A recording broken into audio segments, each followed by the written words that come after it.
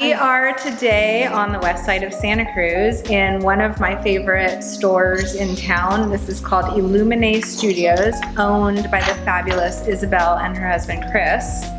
And they also own Illuminée Lighting, which is also on the other side of Fair on the west side of Santa Cruz that we're gonna go show you next.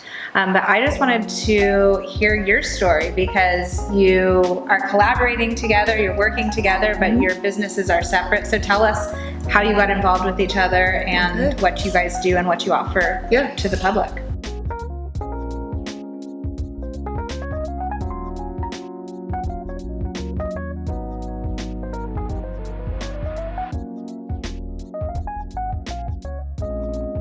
So as an interior designer, I always have lighting needs, and I work with a fabulous Chris because he's a lighting consultant, and he helped me really elevate my lighting plans.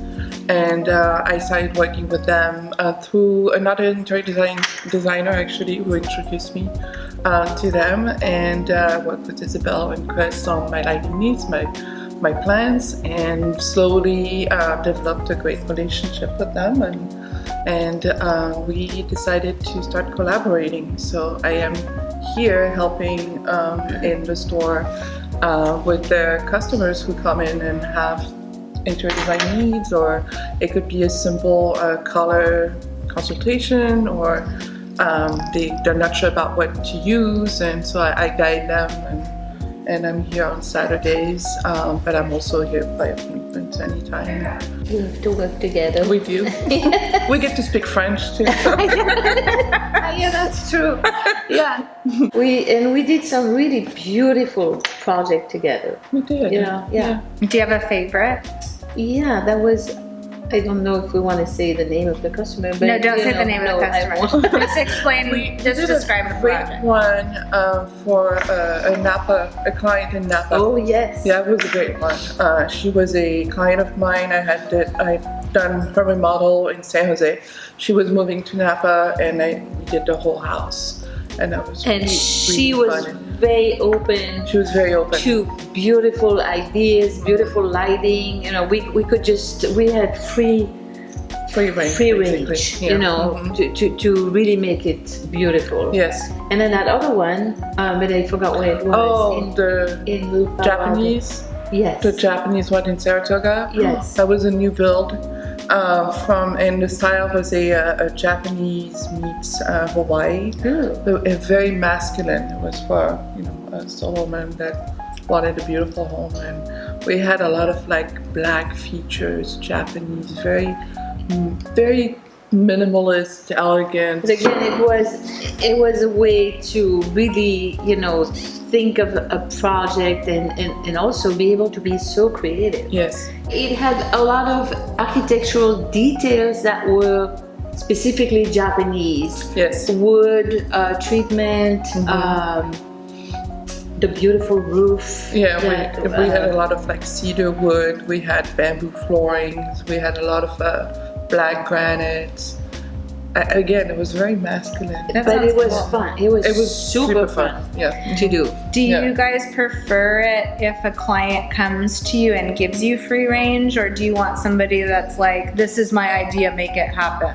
I like a challenge. Yeah. You know, like this. Like this person had specific idea that we had to follow, but at the same time he gave us the free the freedom to express, because he doesn't know what we know. Right. So it was a good collaboration. What's your background? How did you get into this? Yeah, I asked Chris, I want to open a lighting store.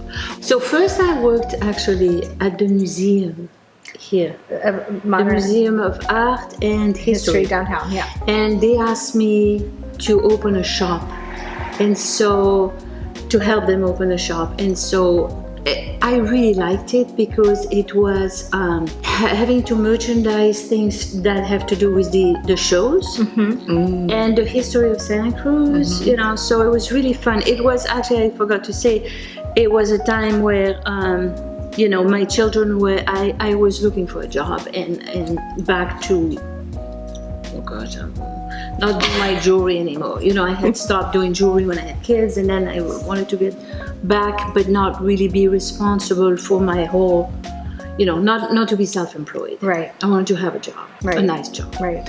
And so I did that for a few years, and then Annie came and plucked me out of there and said, hey, I'm opening a shop, I'm hiring you. And so that's what I did for 10 years. And then after that, I decided that I wanted to work for myself again. I thought, oh, I could have a light, you know, there's no lighting shop. I hate lighting shops. They're ugly. Why don't I do that better? You know? And so I went to see Chris and I said, hey, I would like to open a shop. And my idea was to have like my friends, you know, artists having lights, and I was really unrealistic about a business. And then Chris talked to me and said, okay, I'll help you, but you gotta, you know, you have to have fans, you have to have halogen light, you have to have a bunch of boring stuff too. You can't have just like this woo stuff. So he helped me, you know, to develop. He helped me, he designed the store. He helped me with finding the manufacturers that he knew because of what he was doing. I didn't really know, you know, I knew artists, but not. And so that's how I started. The learning curve was pretty steep because there's a lot of technical aspect to this business, which I did not have. I didn't know. How did you learn that? Just I, you know, working till midnight, trying to figure it out, pulling my hair out and doing it. Yeah. You know, just doing it. Because Chris helped me, but then he stepped away because he was doing other things. Are you guys now partners? Yes. Yeah. Okay. Business partner. Well, you know, it's my business. Really, it's my business, but we are definitely... You employ him? Yes. And he's a big part You're his of boss. this. Yes, I'm the boss. Yeah. You know, that had to be done. So... He's the employee with an attitude. But he only works there now, right? That's like... Yeah, he works there, and he does, you know, lighting consultation, like with Severin, for example, or other people, you know. Brilliant. Yeah. Yeah. 15 years passed, and then I decided, you know, I have a lot of repeat customers, and a lot of people would tell me, oh, you know, where do you find furniture in this town? And I was like, you're right. So Chris went to New York and showed me this furniture from Belgium, I'm from Belgium, and I totally fell in love with it. And also, long story, we had this place. We had this as a storage. So we just thought, well, let's get rid of all this stuff and fill it with furniture, and so that's what we did. And then COVID hit, you know, a month later, after, you know, probably working on this for a year or two, trying, you know, to redo all that pretty much on our own. So I heard you say you started your business during the 2009 recession, and you started the second part of your business. I started before the 2008 recession. And then you started the lighting store, and then you started the second part of your business. Just before COVID. Just before COVID. Yeah. Why do you think you were able to attain such success in business during some of the most challenging economic times? I think because I'm resilient. I was going to say resilience. That was the first word that came to mind. I don't have many people. You know, I'm just basically a one-person show here.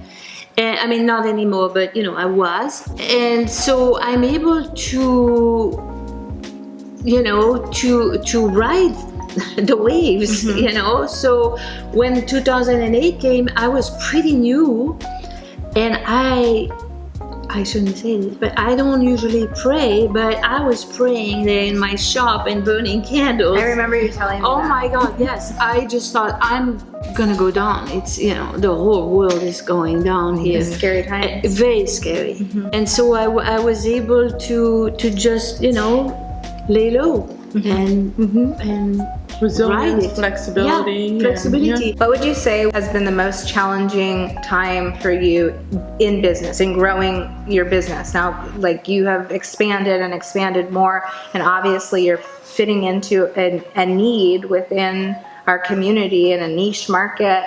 But what would you say was like the most challenging decision or time that you've had I to think overcome? the biggest challenge has been, you know, the internet. You know, when the internet started taking more and more place in people's lives and in their way of shopping, it was definitely I had to adjust, you know, my ways of doing business because it kills small businesses. Oh yeah, you know. retail is a really So hard thing. it's a challenge, and so I think it's an ongoing challenge, and I'm totally attuned to what's going on in that world, and I match it, and I try to win people on things that the internet cannot offer customers. How so?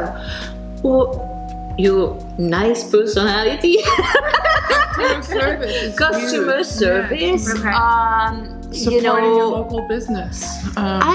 yes, and also, you know, a certain aesthetic, a certain style that maybe, you know, the internet cannot always. I'm not saying that there is nothing great on the contrary, but you know, there's a human touch to shopping with somebody that you can't get, you know, and you need to have at least someone showing you, hey, go look there.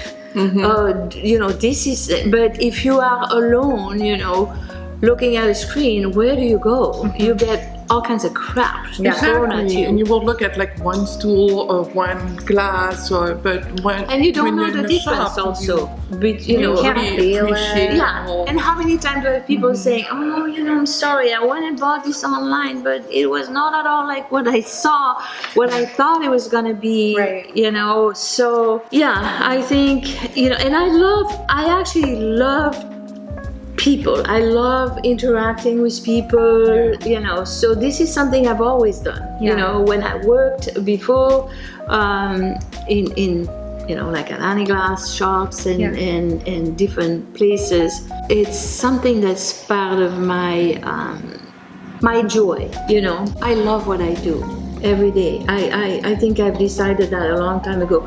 I'm not going to do a boring job. I'm going to do what I like. And I think it really reflects in the store. It has your touch. It really feels it.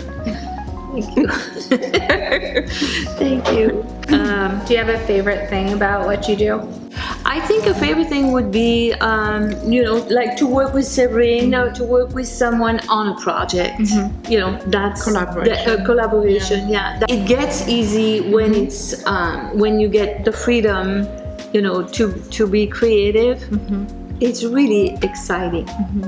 You know, That's great. Also learning too, you know, on a project, I think.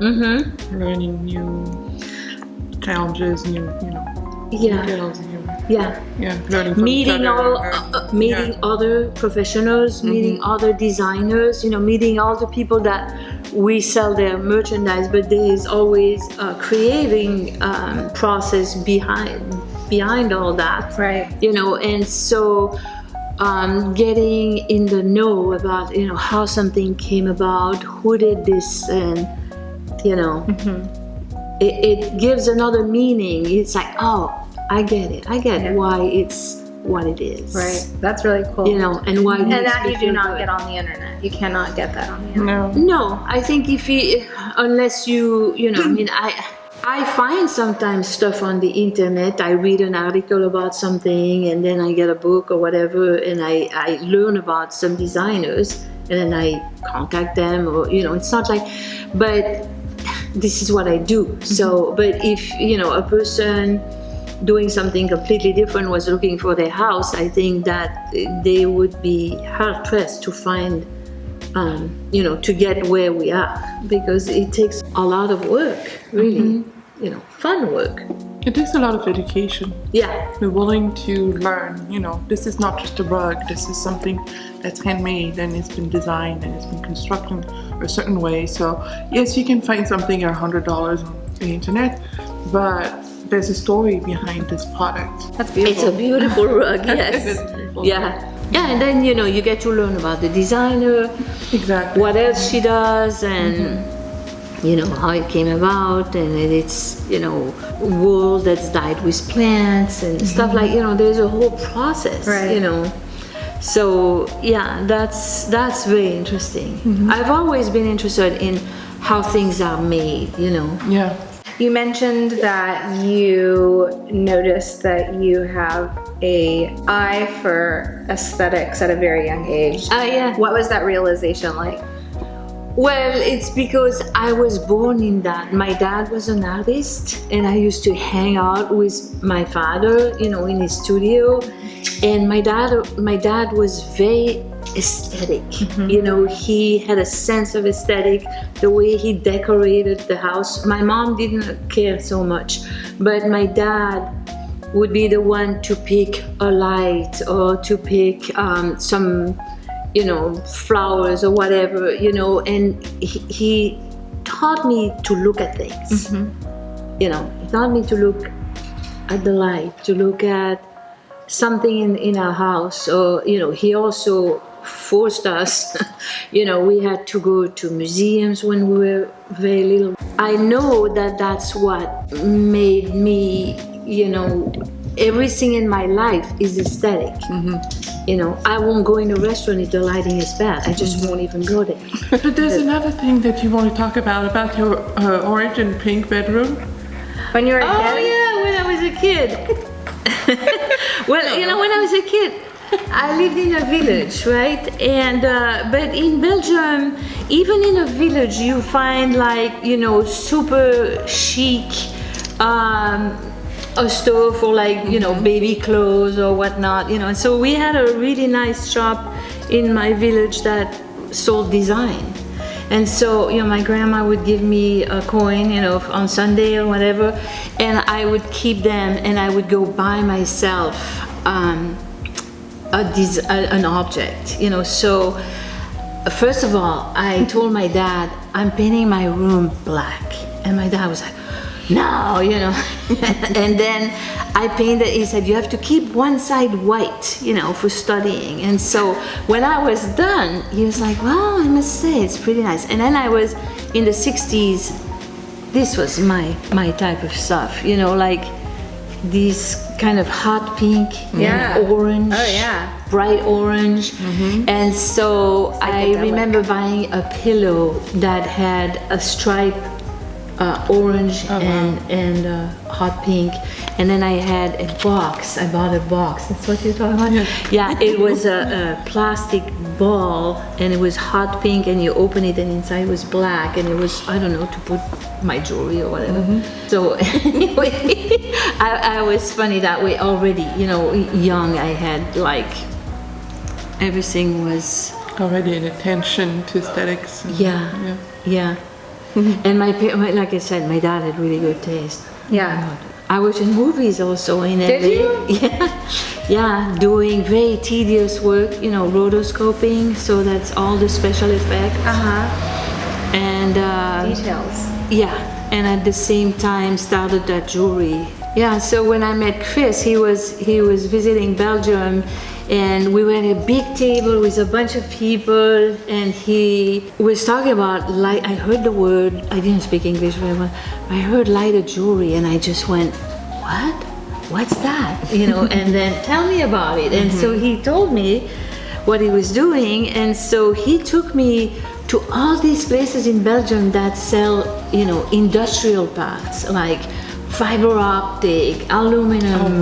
You know, instead of going to see La Tour Eiffel or whatever, it was like, you know, all these industrial places. And so Very romantic. we were so romantic, yes. And we started making jewelry. With scissors, you know, like really crude jewelry when you think about it. But then we came back to LA, and we had a friend that was working at a really nice shop called the Soap Plant, and it was with a guy who is an artist, and he had stores on Melrose later, and she encouraged us. And like when I said, look, an earring, you know, she was like, okay, yeah. And I asked her, how much should I sell that for? And she helped me get ready to go do a show, you know, a trade show in LA, the gift show or something like that. And so we did the whole thing, you know, Chris being Chris, he designed the whole booth, and you know, and that was it. And then we were, you know, we were in all the best stores, you know, Neiman Marcus, Saks Fifth Avenue, this and that.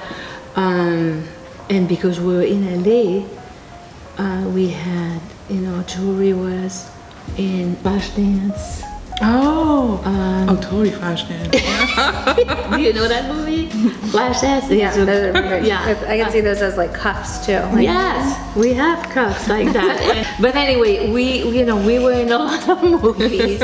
I'm kind of old, and so I've done so much stuff in my life that sometimes I can barely believe it myself. Well, there you have it from the experts, Isabelle and Severine. If you need design ideas, help designing interior or otherwise, or you want to come and check out the most fabulous shops, Illuminée Studio, and we're about to head over to Illuminée Lighting so that you can see just a glimpse more, but come check it out in person, and these two women are fabulous.